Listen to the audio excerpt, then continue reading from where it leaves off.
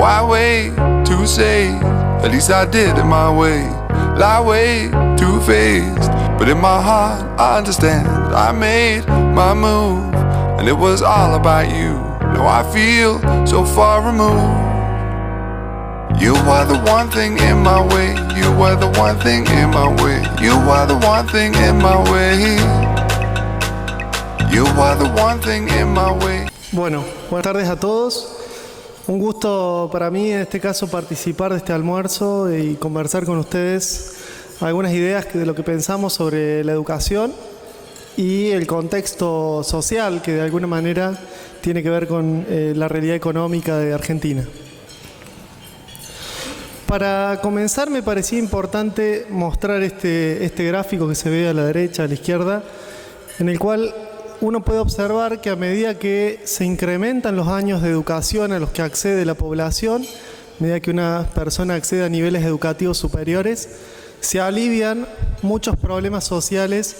que en la Argentina actual los carecemos, los sufrimos ya de forma estructural, como es por ejemplo el caso de la informalidad laboral, o como es por ejemplo la alta incidencia de la pobreza, de la cual en los últimos 25 años no se ha podido erradicar. Me parece que esto es un mensaje motivador en el sentido de que trabajar sobre la educación nos implica que indirectamente vamos a estar trabajando sobre estos otros aspectos, en mejorar la calidad de los empleos y también reducir la pobreza como uno de los objetivos también a mediano y largo plazo, y el camino puede ser la educación. Y para hablar un poco del contexto y la dimensión de lo que es la conflictividad en los entornos, la conflictividad salarial que hemos vivido en los últimos tiempos, sobre todo a colación de contextos de años de sucesiva inflación, bueno, uno podría decir eso que se pone ahí en el gráfico es la evolución de la cantidad de días de paro que hubo en la provincia de Buenos Aires por paros de docentes bonaerenses. La mayoría de ellos, como pueden verse en los últimos años, se corresponden a contextos inflacionarios, es por discusiones de paritarias. Y me parecía importante este dato, sobre todo para resaltar que si uno piensa en un joven que se haya incorporado a la educación media, en este caso a la educación inicial, en el año 2005, estaría este año terminando su último año de escolarización, el 12º año de estudio, y se habría perdido de 132 días de clases, lo cual equivale a 3/4 partes de un año escolar. Esto me parece que es una dimensión, un dato importante que de alguna manera nos sirve para resumir cuánto afecta en la trayectoria de aprendizaje de estos alumnos sufrir contextos de crisis y conflictividad en este aspecto. Respecto a lo que es el financiamiento educativo, desde el año 2006 está en vigencia la Ley de Financiamiento Educativo que promovía que los recursos destinados a este sector alcancen, tanto en lo consolidado, nación, provincias y municipios, alcance a 6 puntos porcentuales del PBI. Esta meta se alcanzó de alguna manera respecto de lo propuesto en la ley en el año 2009. Luego uno podría decir que entre 2010 y 2012 se incumplió con lo que decía esta ley debido a los recálculos que uno hace ahora en los niveles de PBI que ha tenido que hacer este nuevo gobierno. Y luego a partir de 2013 en adelante, nuevamente la inversión educativa ha estado en los niveles promovidos por esta ley, incluso en algunos casos por encima. Es decir que de alguna manera este gráfico muestra que en los últimos 10 años ha crecido el esfuerzo en términos de inversión educativa y hemos destinado cada vez más recursos. Eso incluso a la hora de pensar si es suficiente la inversión educativa, me parecía interesante mirarlo en contraste con este gráfico donde puede verse que esta trayectoria de mayor gasto educativo o recursos destinados a la educación está por encima del promedio de los países latinoamericanos e incluso también está por encima de lo que destinan en promedio los países desarrollados, los países de la OCDE, que son aquellos que cuando uno mira las estadísticas obtienen los mejores resultados educativos, por ejemplo en lo que son las pruebas PISA. Con lo cual uno podría hablar que de alguna manera hay suficientes recursos como para tener una buena educación de calidad. Lo que ocurre después en la práctica es lo que muchos de ustedes conocen, de que los resultados educativos no son los esperados. más allá de este crecimiento en la inversión,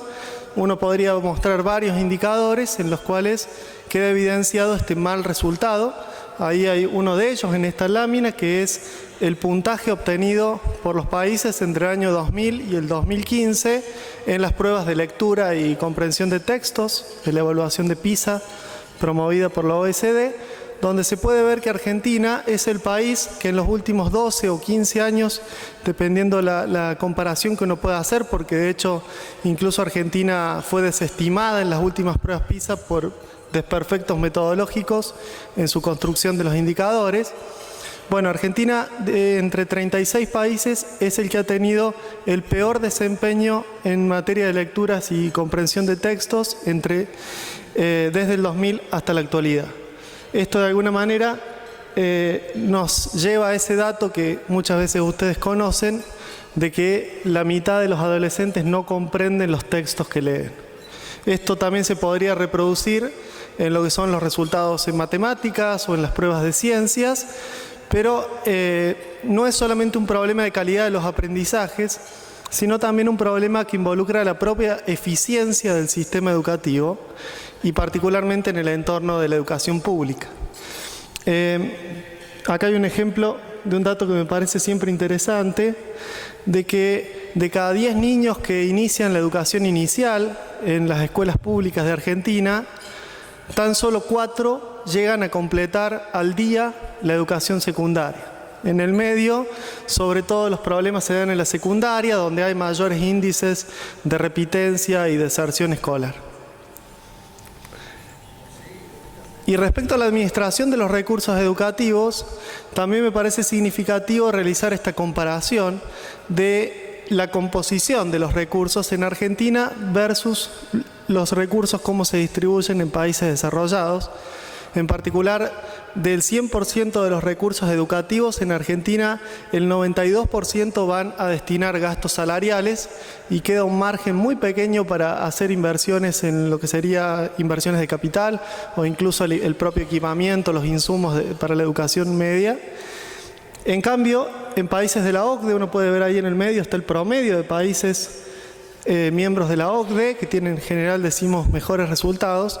La parte del gasto salarial representa el 78% y ahí sí hay un margen más importante para invertir en recursos que también generan efectos positivos en términos de calidad, como es el equipamiento, la infraestructura propia que requieren las escuelas.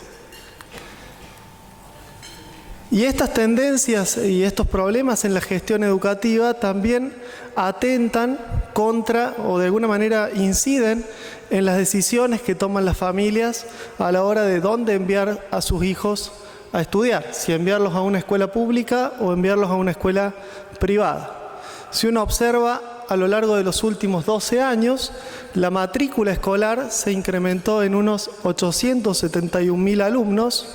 en todos los niveles, inicial, primario y secundario, de los cuales más de 700.000 eligieron la escuela privada y solo el 19% restante eligieron ir a la escuela pública o en todo caso acabaron incorporándose en la escuela pública. Esta trayectoria diferencial en la evolución de los nuevos alumnos matriculados llevó a que la escuela privada, los establecimientos de gestión privada tengan un crecimiento en la participación sobre el total de alumnos matriculados a lo largo de los últimos años. Y de hecho, la dinámica, cuando uno mira en perspectiva cómo evolucionaron los cargos docentes, ya sea en el ámbito de gestión estatal o en el ámbito de gestión privada, uno puede observar, como se ve en el gráfico de aquí arriba, que la mayor cantidad de cargos docentes generados se hicieron en el ámbito público. Estamos hablando siempre de educación común, ¿no? O sea, de primario y secundario, inicial, primario y secundario. Y esto llevó a una evidente desproporción en la relación de alumnos y docentes. Mientras que en el sector privado se generó un nuevo cargo docente por cada 12 nuevos alumnos, y de esa manera se pudo preservar una relación de 21 alumnos por docente, que está en el promedio de los países desarrollados, en los niveles donde se encuentran los países de la OCDE. En el sector público se generó un nuevo cargo docente por cada 1,3 nuevos alumnos que se incorporaron de alguna manera en este ámbito de gestión estatal educativa. Esto generó una desproporción importantísima que lleva a que hoy tengamos solo 14 alumnos por cada docente y aún así los resultados no son los esperados. En suma, este tipo de evidencia a nosotros nos da la idea de que la educación pública ha dejado de actuar de alguna manera como un instrumento que posibilitaba la igualación de oportunidades y aún a costa de un importante esfuerzo económico, las familias, sobre todo cuando provienen de estratos socioeconómicos más bajos, hacen un esfuerzo por enviar a sus hijos a la escuela privada. Y esto tiene mucho que ver con estos problemas de gestión que de alguna manera estamos aquí mostrando. Bueno, y si vamos a hablar del uso eficiente de los recursos y la gestión, uno también podría poner un párrafo aparte sobre la gestión en las universidades públicas. La verdad que uno realmente debería considerar muchas formas, distintos indicadores complementarios para analizar cómo funcionan las universidades en Argentina, pero uno de ellos que me pareció interesante de resaltar es esto de que todos conocemos que durante los últimos años ha habido un flujo creciente de recursos destinados a las universidades. No obstante, las tasas de egreso han tenido resultados menos auspiciosos. Y esto de alguna manera ha generado que el costo de cada graduado universitario en la educación pública se haya triplicado respecto de los niveles que tenía en el año 2003. Hoy, cada graduado universitario en promedio le cuesta al país casi 1 millón de pesos. Es un número por lo menos significativo y habrá que evaluar, como digo, probablemente con otros aspectos que involucran los distintos productos y servicios que produce la universidad pública, ¿no? Y para ir cerrando un poco esta presentación, me parecía algo relevante de considerar cuáles son los determinantes que nos pueden generar mejoras en términos de nuestra calidad educativa. Y aquí lo que hemos hecho es recopilar evidencia de distintos programas en los cuales se ha evaluado el impacto de diferentes aspectos de enseñanza y ahí se intenta mostrar cuáles son estos aspectos que mejoran la calidad educativa y cuáles probablemente actúan en detrimento de este resultado. En primer lugar, en lo que tiene que ver con las variables de la escuela, bueno, avanzar hacia la jornada extendida o entornos de doble escolaridad es algo que juega favorablemente sobre la calidad de la educación, es algo, por eso creo que también es un objetivo a mediano plazo que esto se extienda entre todas las provincias del país. Por otro lado,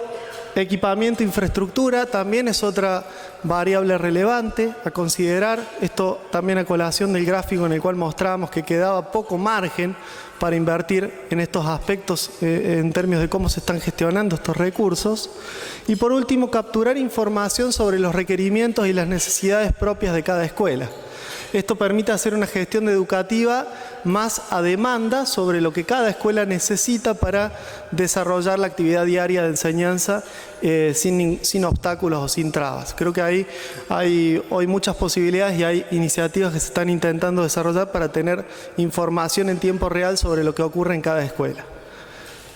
Por otra parte, respecto al docente, es esperable que a medida que estos docentes tienen más y mejor formación, mejoren los resultados educativos, lo mismo en términos de su experiencia o con la satisfacción en su tarea que realizan. En sentido inverso, el ausentismo docente actúa en detrimento de la calidad educativa, como es esperable, pero me parece que estos dos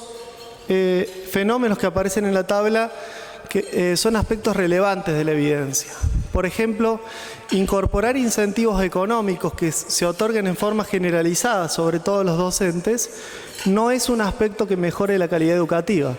Lo que en la evidencia se ha demostrado es que lo que puede mejorar los resultados educativos es que esos recursos, esos incentivos económicos se otorguen en función de productividad, variables en las cuales uno se contemple, por ejemplo, si el docente realiza ciertas prácticas pedagógicas que traen buenos resultados, si el docente tiene menos niveles de ausentismo e indicadores de ese tipo. En ese sentido sí se puede mejorar y mucho, como lo muestra la evidencia, los resultados educativos. Y esto va en general de la mano con el desarrollo de pruebas de evaluación docente, que es otra iniciativa que está hoy en la agenda educativa de aquí en más.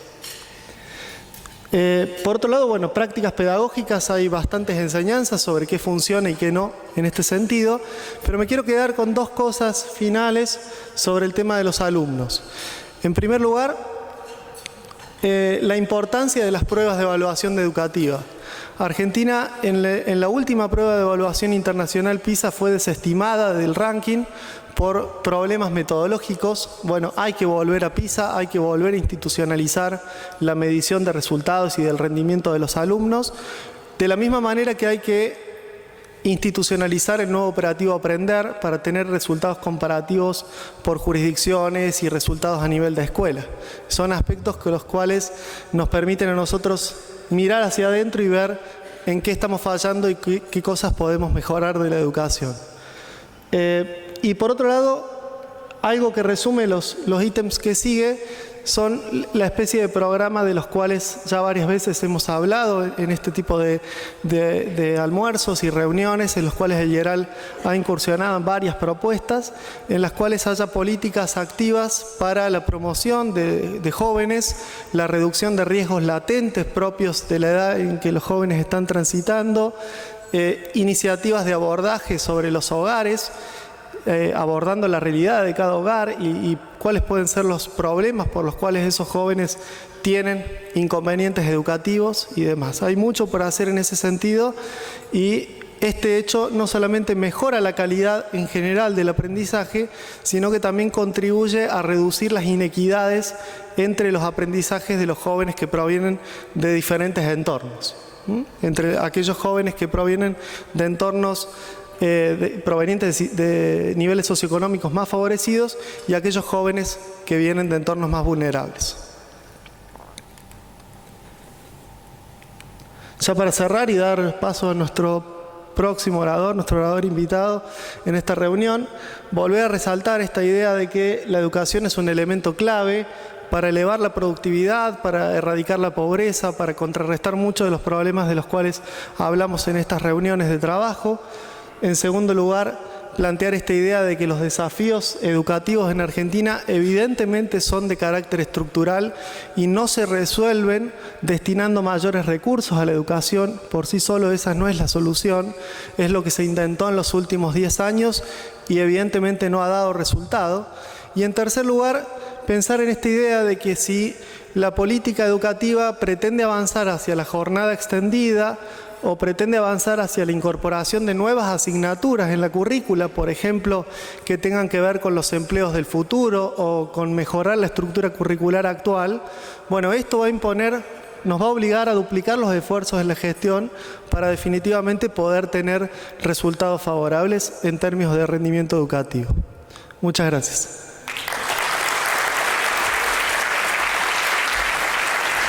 Muchísimas gracias, Magíster Gerardo García Oro, economista e investigador de IERAL de Fundación Mediterránea.